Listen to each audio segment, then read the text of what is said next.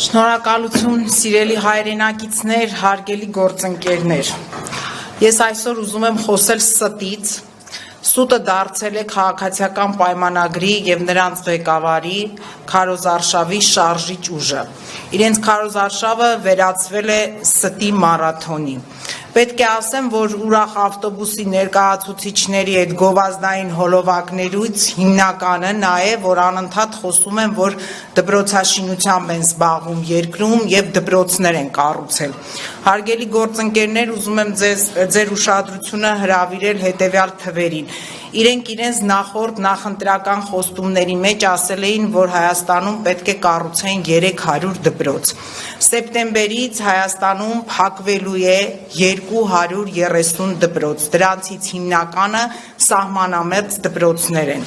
իսկ կառուցել կամ վերակառուցել է ՔՊ-ն ընդամենը 100 դպրոց, փաստորեն խոստացել է 300-ը, չի կատարել խոստման նույնիսկ 50%-ը։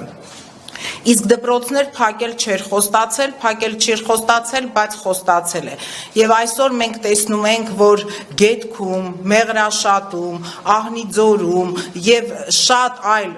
սահմանամերձ համայնքներում փակվում են դպրոցներ։ Նրանք այդ փակումները օպտիմալացման անվան տակ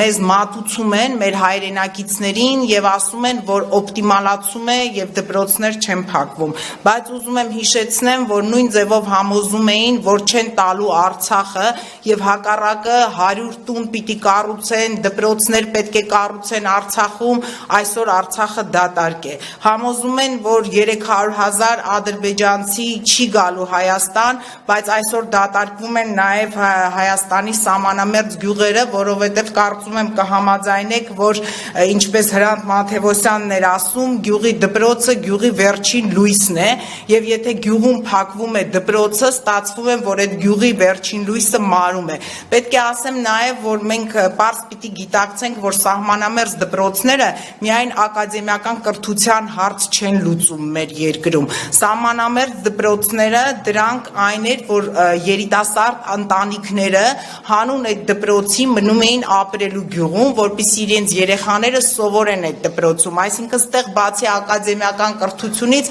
դա նա է, թե այդ սահմանամերձ գյուղերում ով է վաղը ապրելու եւ ում ձայնով են խոսելու այդ գյուղերը։ Այստեղից գիտեք, հետեւաբար հարց է ծագում. ինչու է դատարկվում Հայաստանի սահմանը, ինչու են փակվում սահմանամերձ գյուղերը Հայաստանում եւ ում է դա ձեռնտու եւ ինչ է իրականացնում այսօր Նիկոլ Փաշինյանը պետական ծրագրի անվան տակ, ում երազանքն է, որպեսզի Հայաստանի սահմանամերձ գյուղերը դատարկվեն։ Ես ուզում եմ, որ մեր հայրենակիցները եւ լրատվամիջոցները ուշադրություն դարձնեն, որովհետեւ հաճախ նաեւ ասվում է, որ գյուղի դպրոցներում շատ քիչ քանակի երեխա կա, բայց օրինակ Բայանդուրի դպրոցը 122 աշակերտ ունի, Գետքի դպրոցը 72 աշակերտ եւ այն օրը ծնողներից էլի արձագանքել էին, որ մեր դպրոցը նորմալ դպրոց էր եւ 72 աշակերտ սովորում է, բացի դրանից չեն խոսում նրա մասին, որ օպտիմալացման պայմաններում երեխաները պետք է 2 հերթով հաճախեն դպրոց եւ դա էլ շատ լուրջ դժվարություններ է ստեղծելու գյուղական պայմաններում ապրող մարդկանց եւ մենք գիտակցում ենք, որ ժամ առ ժամ օրեցօր այդ ընտանիքները դուրս են գալու արդեն իրենց համայնքներից։ Քարոզարշավը գիտեք մի հոգեբանության մեջ մի հայտնի ճշմարտություն կա, ասում են մարդ երբ որ ինքը շատ սուտ է խոսում, ինքն էլ է սկսում այդ ստին հավատալ եւ հետո փորձում է այդ սուտը տարածել մյուսների վրա։ Ագրեսիայից շատ արդեն խոսեցին իմ գործընկերները եւ ատելության խոսքից, այդ ատելության խոսքը եւ այդ ագրեսիան հենց ծնվում են այդ ստից, քանի որ այսօր արդեն ակնհայտ է դառնում երկրի վարչապետի համար, որ ինքը չի կարողանում այդ սուտը տարածել մեր հայրենակիցների վրա, ոչ բոլորին է կարողանում կերակրել եւ համոզել այդ ստով եւ փաստորեն դա է նյարդայնացնում եւ ծննում է ավելորդ ագրեսիա։ Տպավորություն է, որ ինքը բղավում է, խոսում է, այդ սուտ թեզերը տարածում է եւ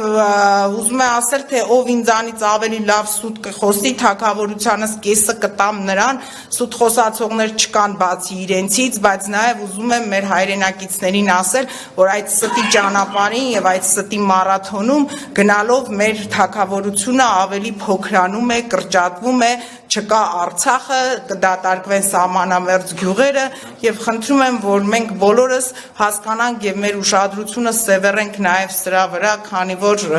սահմանամերձ գյուղերը առանց երիտասարդ ընտանիքների դրանք դատարկ գյուղեր են։ Շնորհակալություն։